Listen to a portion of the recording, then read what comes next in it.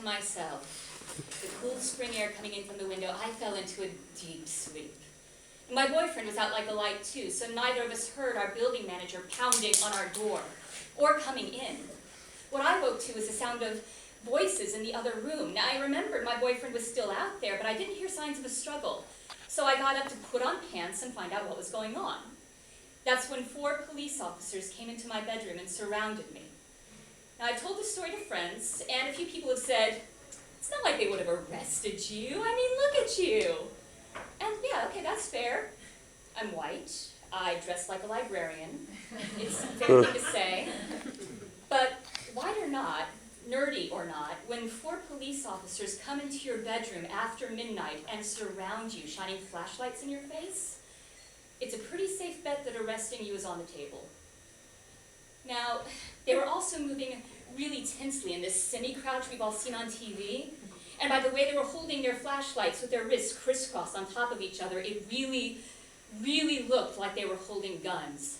It was too dark to see for sure, and I didn't look closely enough to find out because I tend to faint when I'm deeply frightened. And I knew that if I looked, saw a gun, and fainted on the floor, it would help no one. So instead, I put my hands up and I kept my gaze low. Now, my father was in law enforcement, so I grew up around police. And they taught me to respect people who work in law enforcement, but they also taught me to be cautious, because sometimes bad people become police officers. Because even a good cop can make a terrible mistake. One thing I heard a lot was, when a policeman is scared, he's much more likely to shoot, so whatever you do, don't ever scare a cop. And that's fair, I respect that, but on the other side of the coin, it is really, really hard to not scare a police officer when you yourself are pants-peeingly terrified. As soon as they were all in, they demanded I tell them where the baby was, where I had taken it. And in my groggy, disoriented state, I actually wondered for a split second if I had indeed taken a baby and just not like maybe one had crawled into my purse when I wasn't looking. But soon enough, I was asking sensible questions like, what baby? Where's my boyfriend? He's in the hall, meaning outside our apartment in his underwear. Where's the baby? I don't know what you're talking about. We know it was you. Video footage from your garage shows you talking to Jonathan Muniz this afternoon. He took his daughter right after talking to you. I've been at work all day. How can there be footage of me talking to someone in my garage? Your landlady says it was you, but I don't even know who Jonathan Muniz is. Video shows you talking to him. I talk to people all the time. They're my neighbors. It's not like I know their names. Can you describe him? He's average height, Latino with curly hair. I'm really sorry, you just described a lot of my neighbors. Can you narrow it down? You're the one that knows him. And in that moment, I realized that if I don't figure out what's going on, they're going to arrest me. So I think back over my day, and there was one neighbor I talked to, a man of average height with jet black hair that was always blown out into some retro style from the 70s or 80s.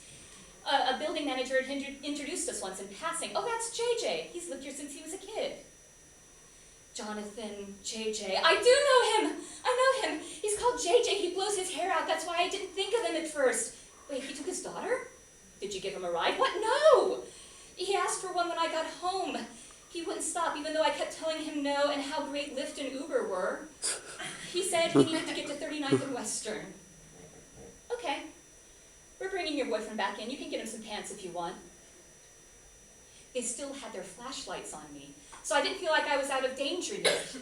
Keeping my hands up, I grabbed a random pair of jeans from a pile my boyfriend keeps under our bedroom window. They were inside out. And in the adrenaline overload that was my state of mind, I was convinced that handing over inside-out jeans would make things so much worse for me. So I started to straighten them, but I was afraid if I put my hand down the pant leg, the police would get the wrong idea and shoot me. So I explained the pants situation, and they gave me permission to fix them. But my hands were shaking so badly that I just fumbled at them until a police officer told me to please just hand the pants over as they are. 5 minutes later, we were all standing in my living room, and I gave them every detail I could remember. Even though I wasn't involved in the kidnapping, I still felt somehow partially, indirectly responsible. Like, what if they didn't find the baby safe because I neglected to share some crucial detail? Shortly before they left, one of the officers said, okay, you didn't think he was acting